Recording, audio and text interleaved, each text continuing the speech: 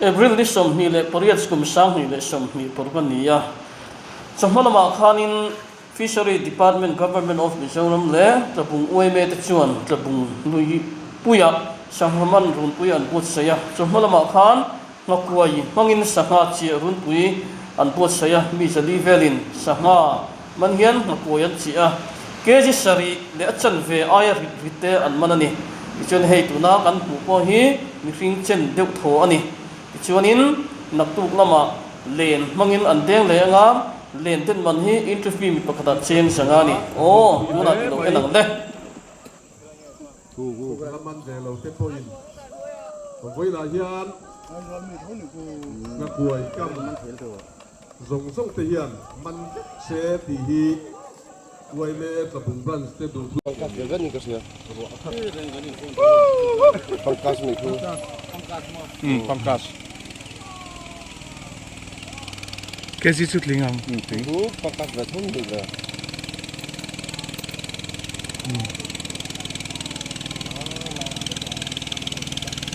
Kasi kat. Ni asan be. Borga tu.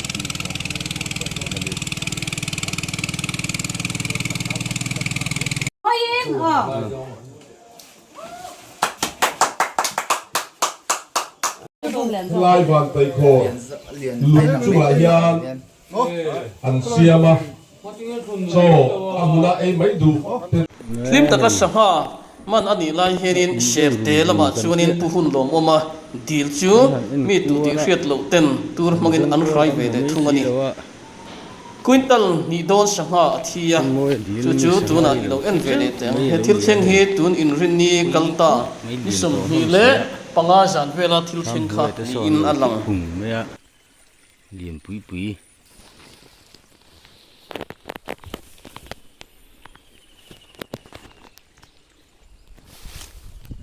liền pui pui chứ cái gì tầm phé chú nè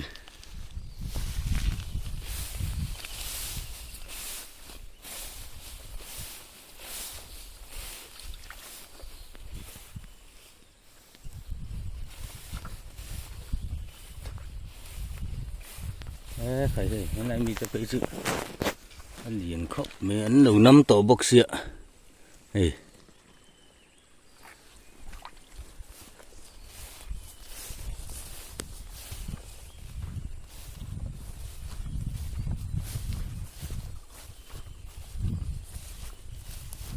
Sunday, bor về là mi thi anh đi đúng là réo lâu năm tổ đã này cho nên số lại được sao? Nè khẩy nước tục xuống hết thì po nó tới po hiệu mà hay po nó tới nó chuột rất mà hay nghe mà điểm gì này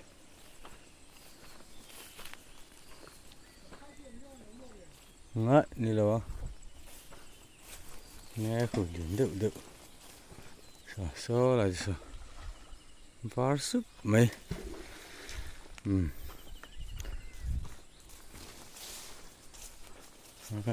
khẩy nước tục xuống hết thế tiền tiền này từ chân rấy tắc cả ngay đón xỉa lầm em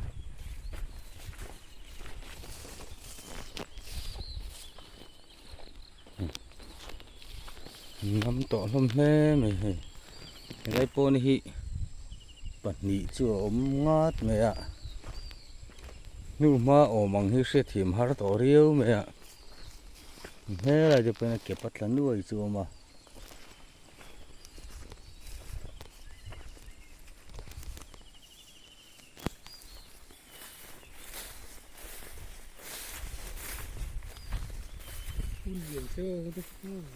Nhìn khác bác anh buông về hết tổ bố mòn này thì anh tắm rửa đâu à anh thấy dầu đâu thoáng à ông gì cho này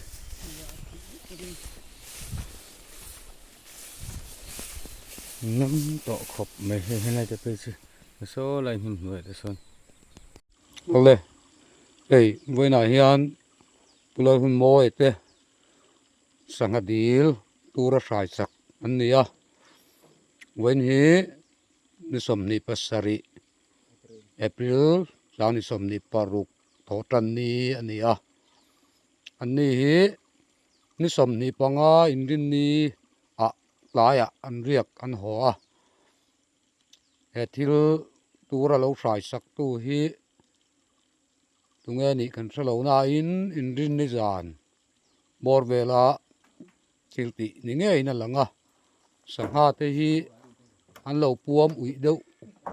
nual to loma ti hian voina kanan char kho mani riru ana tak zet ani ei ti hian kezi khat ting to te a sal rual i tom tak tak vik kan nia he tiang ang za ta hi a za than chiar don pon an lo ui nam ve deuh to nen le minan buai thak dewa a sum zong a chan tir don phei chuan sum tam tak man tur ani a voina he tiang ang a van duinan han tok hi poi tak zet zet ani hei ti hian sangha sal rual i tom tak tak chatak tak kha cheng tam tak man voina hian an chan ani misual thilti tiang ang te sep maya thilan lo ti hi kan ril ru ana tak zet zet ani ti hian dil khat ami sangha anda that ang khoi phal lo anui em em achu jang khat thil thuwa an chan vek maya poi kan ti tak zet zet ani ti hian an pai ngot chi poni don lowa an tiang nge ruam an kan siam don ni kan din mun tiang hi ni a report kan han siam lok ani e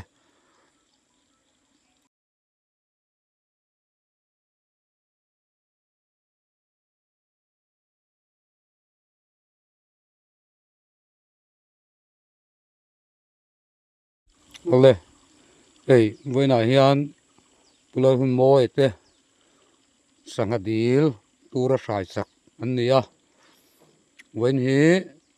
ni som ni pasari April sang ni som ni paruk thotan ni ania ani hi ni som ni panga indin ni a laya an riak an ho a he thil tura lo sai sak tu hi tunge ni kan thalo na in indin ni zan bor vela thilti ni nge ina langa sangha te hi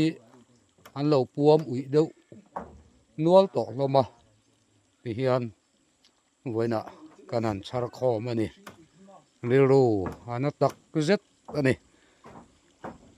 ei ti hian kezi khat ting to te a sal rual i tom tak tak vik kan nia